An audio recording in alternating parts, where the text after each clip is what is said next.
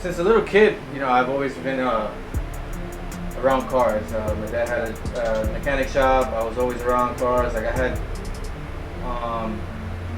the Hot Wheels. I always used to play around with the Hot Wheels in the kitchen with soap and water on the countertop. So I've always been around cars, but not as professional driving, more so hobby-wise. In that sense, I got grease in my head. Like I like cars, so. I got into drifting in 2011 when I came about watching a little clip of Formula Drift. I think it was like, to this day, I think I remember it was like the last event at Irwindale, and that's when Taiyo Shihara won his championship. So yeah, that's when I got into drifting, was in 2011. Man, it's a drift car. There's always gonna be new plans for the car as far as progress wise. I'm always gonna need more grip, I'm gonna need more power. So as of right now, we're changing up a few things since I blew a rocker arm, unfortunately, SR things. So we're adding a little bit more power, trying to make it more reliable. But for now, we're doing a little bit more power, a little bit more grip, and then we'll continue on from there. So third question. Esto viene de Puerto Rico. ¿Para cuándo vienes a Puerto Rico a correr? ¿Y cuánto tiempo lleva con el proyecto? En verdad que ha pensado ir a Puerto Rico a correr, que allá son bien amigos con Will, el que corra PR Pro Drift. I don't know if you guys know about that. Pero lleva tiempo pensando en correrla allá con ellos, con ustedes allá. Hay que planear logística y todas esas cosas que llevar el carro para allá y tenerlo allá ready para los eventos está un poquito costo. Y bueno, llevo 4 años, desde 2016 con el carro. Lo tuve allá en Japón conmigo cuando estaba estacionado allá y me lo traje acá.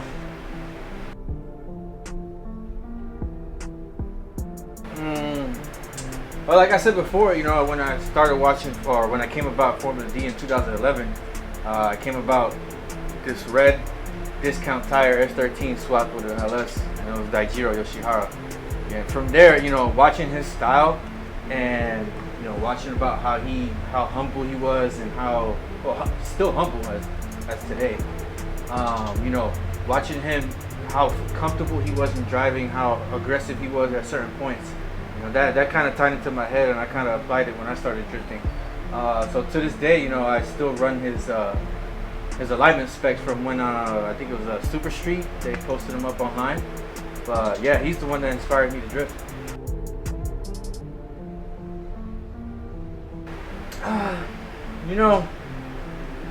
It's an overall great chassis. You got plenty of room to acquire grip. Swap pretty much any engine, any platform you can throw at it. LS, 2J, RV. Pretty sure you can fit a Barra engine in there. So I mean, it's a pretty good chassis. But for me, I love it because it's what I started with and what I'm used to. But I have driven the S14, I have driven the S15, a JCX 100. But for right now, the S13 is gonna stick till it lasts. That's pretty much it. So right now, ever since I started drifting in 2012, my goal has always been to be a professional drifter. So I started, in 2012 when I started in CFRC was, you know, building up the skills, building up the car, like what was my capabilities. Did a few clinics with Pat Gooden when we were at CFRC, so he helped me out a lot, and shout out to Pat Gooden for helping me out. So, but going along the lines, you know, I left to Japan in 2014, and while I was over there, I bought this, and I started competing. I did maybe like 6 events, 6 competitions, and it was all, you know, ranked competition. So, and like 3 of them or 4 of them, if I can remember correctly, I placed, like, I qualified top 3, and I placed like top 3 in like 3 of them. So, you know, the competition aspect, I have it there. I just gotta apply it more. Like, you know, I just got the car back in May, so now I gotta get more seat time. So, you know, that it's a foreseeable goal. So I just gotta keep chasing it. Like I said, you know, I started with an S13 coupe, came to this one, 180SX hatch. So I've driven both in the S13 family. I drove an S14, drove an S15, drove a JZX 100, Cresta, Mark II. So, I mean, I don't know, they each have their own niche or their own drivability. The thing with the JZX 100 chassis is that it's a boat, so it takes longer to transition. So the weight transfer is a little bit more since it weighs noticeably more. With the S chassis, like I said, the S15 is by far my favorite because it's so comfortable to drive. So if I were to answer that question, it would be the S15. Okay, so the 180SX was where I was stationed in Japan, which was Iwakuni, like 10 hours south. That's and so in 2014 I enlisted in the Marine Corps, and that's where I got sent to get stationed at. And in that base, since it was kind of small, you know, I would walk around everywhere, walk to work, walk to go eat, or walk to my barracks or the dorm, so to say. And this one night I was walking along the park and I seen the 180SX. I was like, wow, this car looks nice. Sure enough, within a year, it had went to one of my fellow Marines that used to work at the mechanic shop. And then from there, I practically snatched it away from him because I forced it into selling it to me. So I bought it in 2016 of February, I believe, if I recall correctly, and I bought it for $5,500.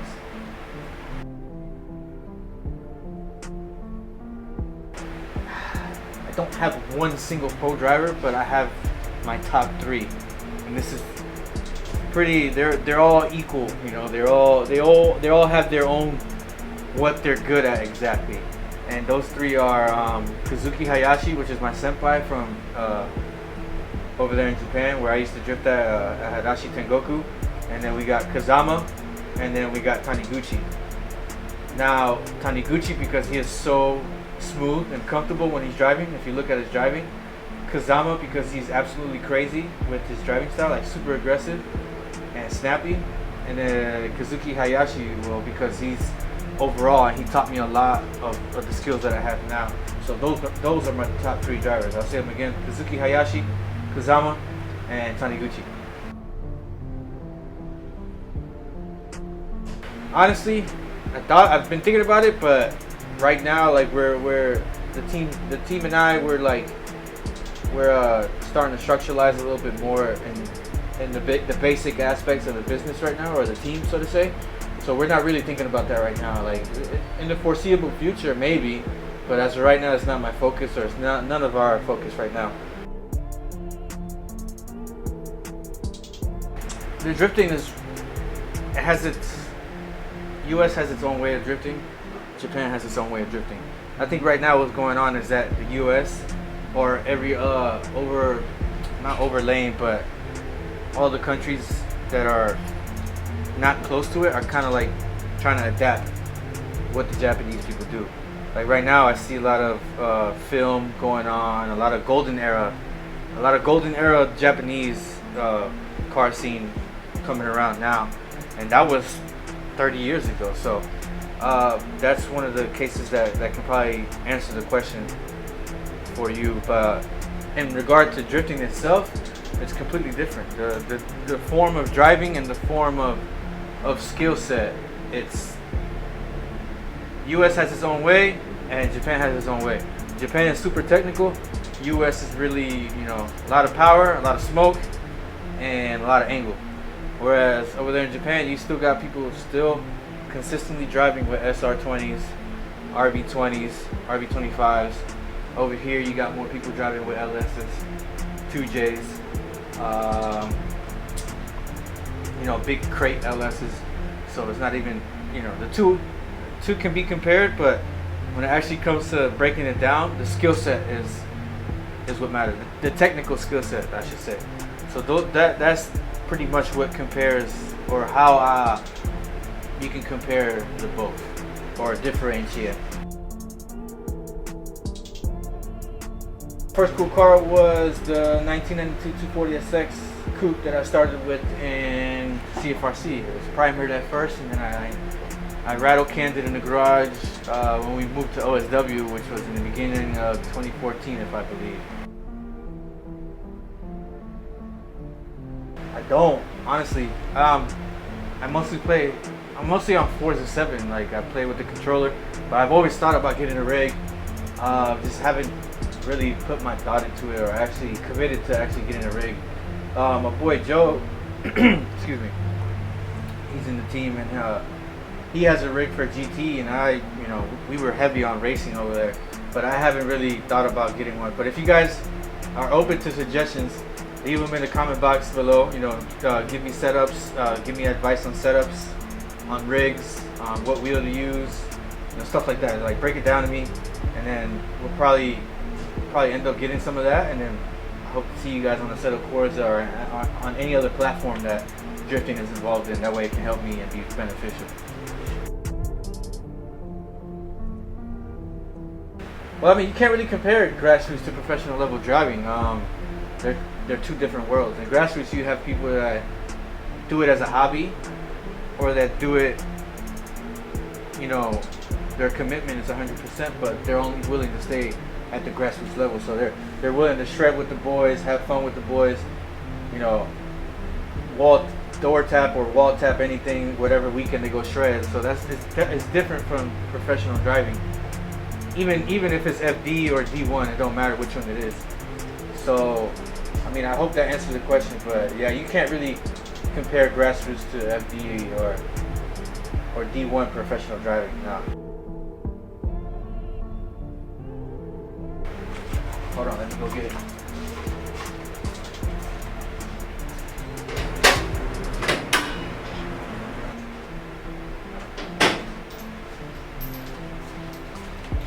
So this is why the car isn't running. See this? This what rocks your world. It's not supposed to happen. So, alright guys, that's a wrap. Arigatou gozaimashita for the questions. I hope you guys enjoy the answers. I hope this gives you a little bit more motivation to ask a little bit deeper questions. The car has history. I have history. I can tell you guys way more about Japan and what goes on in the local aspect, as far as not the touristy one. Other than that, I'm open to suggestions, so please give me advice. Drop it down in the comment box below for sim racing, for sim rigs, as far as wheels, pedals, seat, shift knob, e-brake setup, all that stuff. I'm open to it. Like, leave it down here. All right. Other than that, pay attention for the V2 release that we're doing shortly. We have a teaser coming up soon, and then shortly after that, we'll set it up as the same we did with V1, where we did the pre-order. So we're gonna have the V1 again, but with V2 as well. So like and subscribe. Always pay attention to new content that we got coming out, and I appreciate you guys.